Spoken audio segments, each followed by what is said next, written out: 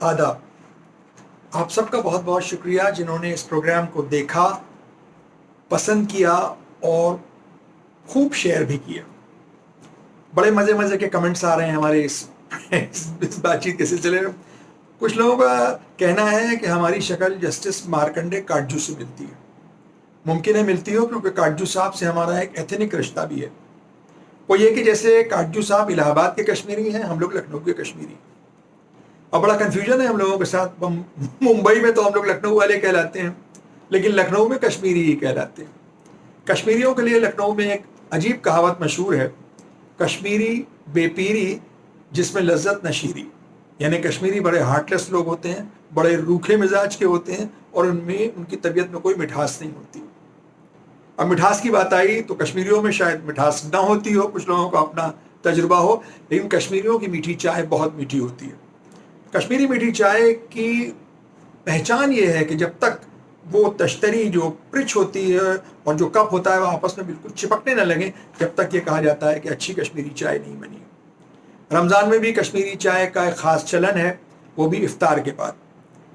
Akbari gate Lucknow की कश्मीरी चाय बहुत मशहूर है, समावर में रखी हुई पहलवान की दुकान की।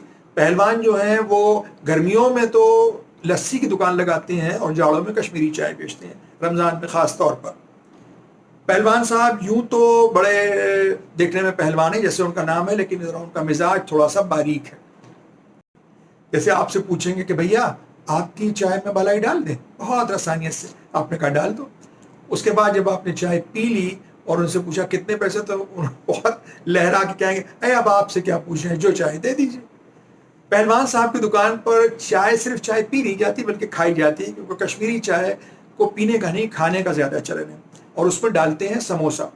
समोसा यानी ये जो आलू का समोसा होता है वो नहीं, वो समोसा होता है चीज लिंक्स जैसे होते हैं, सूखे सूखे परतदार बिस्किट्स, उसी तरह का एक तिकोने आकार का एक बिस्किट होता है परतदार, बिल्कुल सूखा हुआ, जिसको तोड़ के क्रश करके उसमें डाल देते हैं चाय में, उस पर बालाई डालते हैं और चाय डालते हैं। जब वो फूल जाता है तो उसको खाते हैं। कश्मीरी चाय को खाते हैं, पीते नहीं। हमारे घरों में हमारे वालिद के ज़माने में जो नमकीन चाय बनती थी वो भी इसी तरह से, वो नून चाय जो जिसको कहते हैं कश्मीर में, वो भी वो डुबो के कोई चीज़ उसमें खाते थे। बहरहाल अकबरी गेट पर ही याद आई एक और बात। जो वहाँ की बहुत ख़ास आइटम है वो है रमज़ान के दिनों में शाखें और सुहाल। सुहाल तो आप सभी जानते होंगे, जैसा कि पूरे हिंदुस्तान में ही पंजाबी मटरियाँ होती हैं, उस तरह का थोड़ा सा उसको लंबा कर दीजिए और पतला कर दीजिए, उसी का थोड़ा सा वैसा ही कुछ मज़ा होता है सुहाल का। लेकिन शाखें एक खसूसियत है लखनऊ की। शाखें होती हैं, नमकपारों को थोड़ा सा लंबा कर दीजिए, पतली पतली उंगलियों की तरह से, और वो थोड़ी सी मीठी भी होती हैं और इतनी खस्ता होती हैं शाखें कि जब वो उसको तोड़ते हैं तो ऐसा चटकती हैं कि लगता है जैसे लैला अपनी उंगलियां चटखा रही है। शाखें और सुहाल लखनऊ की बड़ी खसूसियत है। इसी तरह से लखनऊ की इफ्तारियों में स्ट्रीट आइटम्स बहुत हैं। अकबरी गेट पर शाम को तो एक गहमा गहमी होती है, बहुत से स्टॉल्स लगे होते हैं जिनमें फुल्कियाँ, दही बड़े, चने, काबली, मटर और तमाम नॉन वेज आइटम्स भी होते हैं, भुने हुए तले हुए। वो सब लोग वहाँ से ख़रीदते हैं और अपने अपने घर ले जाते हैं। इसी तरह से नज़ीराबाद एक जगह है, अमीनाबाद के करीब, अमीनाबाद से मिला हुआ इलाका है। वहाँ की खसूसियत यह है कि शाम को वहाँ मस्जिदों के बाहर, कई मस्जिदें हैं वहाँ, मेज़ें लग जाती हैं जिस पर इफ्तारी चुन दी जाती है। पूरी पूरी मेज़ें भरी होती हैं इफ्तारी से, और उस पर हर खास आम कोई भी हो, रोज़ेदार हो, गैर रोज़ेदार हो, हिंदू हो, मुसलमान हो, कोई भी हो, सब लोग उस पर बैठ के इफ्तार कर सकते हैं। इसी तरह से दिल्ली में यही समा शायद जामा मस्जिद के पास होता है, कुछ लोगों ने हमको बताया है। और बम्बई की तो मोहम्मद अली रोड की इफ्तारी इसी तरह से रोड्स पर रखी हुई, लोग उसमें सब हिस्सा लेते हैं। और शाम को जो स्ट्रीट फूड का एक सफारी होती है बॉम्बे में, वो तो पूरी दुनिया में मशहूर है, जो इस बार लॉकडाउन की वजह से नहीं हो रही है। इंशाल्लाह अगले साल हालात नॉर्मल होंगे तो सब कुछ वैसे ही होगा, जिसमें दोनों तरफ मेज़ें लगी होती हैं। रेस्टोरेंट्स जो हैं वो अपनी बिल्डिंग के अंदर नहीं बल्कि सड़कों पर होते हैं, ट्रैफिक बिल्कुल रुकी हुई होती है और उस पर दुनिया का कोई ऐसा नॉन वेज आइटम नहीं होता है जो ना हो। दूर दूर से लोग, लाखों की तादाद में, बॉम्बे से ही नहीं, मुंबई से ही नहीं, बल्कि और शहरों से भी उसका मज़ा लेने के लिए आते हैं। इसी तरह से लखनऊ में भी रात भर खाने पीने की दुकानें खुली रहती हैं, और खुसूसन टुंडे के कबाब की दुकान और नारी कुलचों की दुकान, जिस पर तो एक लाइनें लगी रहती हैं।